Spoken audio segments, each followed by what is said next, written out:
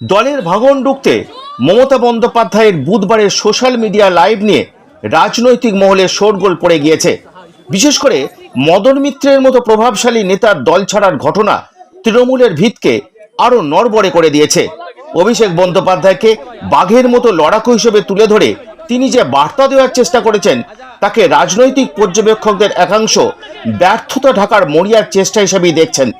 মদন মিত্রের মতো দীর্ঘদিনের সঙ্গীত দলত্যাগের পর মমতার এই লাইভ কার্যত আভ্যন্তরীণ কোন্দল ও জনসমর্থন হারানোর ভয় কি প্রকাশ্যে নিয়ে এলো।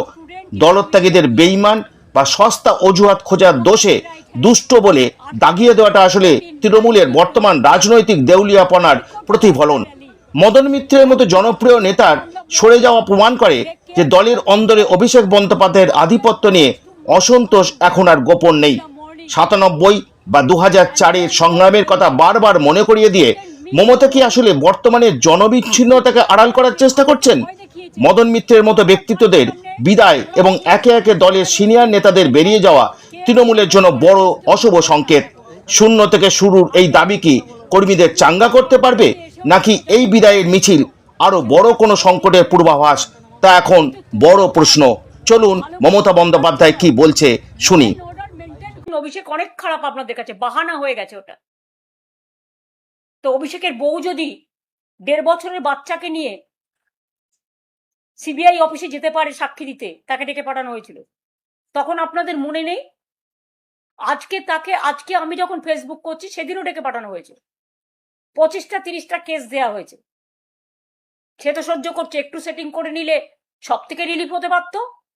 তাহলে যাদের আজকে আপনারা বলছেন বাহানা দেখিয়ে যে অভিষেক হচ্ছে আপনাদের আয়না, তাই আপনারা চলে যাচ্ছেন, এটা আপনাদের বাহানা।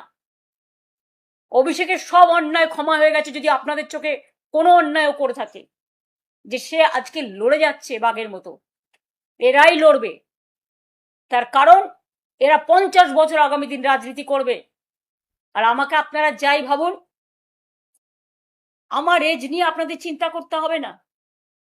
মানুষের এজ তৈরি করে মানুষের মন, মানুষের দেহ, মানুষের মানসিক শক্তি। আপনাদের প্রধানমন্ত্রীর বয়স কত আমি কখনো জিজ্ঞেস করেছি? কেউ কখনো বয়স জিজ্ঞেস করে না। এটা কিছু লোকের দুঃস্বপ্ন আর দুর্যোগ আর দুর্ভোগ, যারা ভয় পায়। আর আপনারা তো জানেন আমার একান্তে বইতে অনেকদিন আগেই লেখা আছে যে আমরা জন্মেছিলাম হাসপাতালে নয় বাড়িতে। তাই আমাদের ডেট অফ বার্থ আমার দাদার সাথে ইভেন্ট সার্টিফিকেট অনুযায়ী 6 মাসের ডিফারেন্স আছে। তার মানে বুঝতেই পারছেন এটা পিতামাতারা দিয়ে থাকে। তাতে যেমন লোকসানও আছে, তাতে লাভও আছে। সেটা হয়েছিল বলে আমি যাদবপুরে প্রথম দাঁড়াতে পেরেছিলাম। তার নাহলে তখন আমার দাঁড়ানোর বয়সও ছিল না। আমি কৃতজ্ঞ আমার পিতামাতার কাছে। এরকম অনেকেরই আছে। অটলজিও আমাকে একসময় বলেছিলেন, আরো অনেকে আছে, আমি তাদের নাম বলতে চাইছি না, আজকে তিনি মারা গেছেন বলে বলছি। কাজে আপনাদের আমি একটা কথা বলি, বয়স দেখিয়ে মানুষকে অসম্মান করার চেষ্টা করবেন না। আনফর্চুনেটলি অনেকে ছোট বয়সেও মারা যান। আমরা কেউ চাই না, আমরা চাই পুষ্প মতো, ফুলের মতো তারা বেঁচে থাকুক। আজকে যারা বলছেন তাদের কি গ্যারেন্টি? লাইফের কোনো গ্যারেন্টি আছে কি? মানুষ জন্মালে মরতে হবে একদিন না একদিন।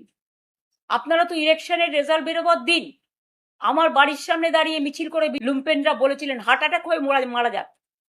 আরে তোমাদের শেষ না দেখা পর্যন্ত আমি আছি, আমি ছিলাম।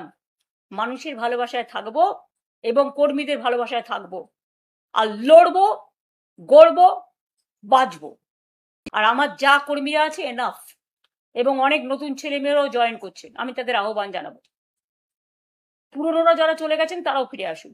মমতা বন্দ্যোপাধ্যায় যতই বলুন তার ফিরে আসা কার্যত অসম্ভব।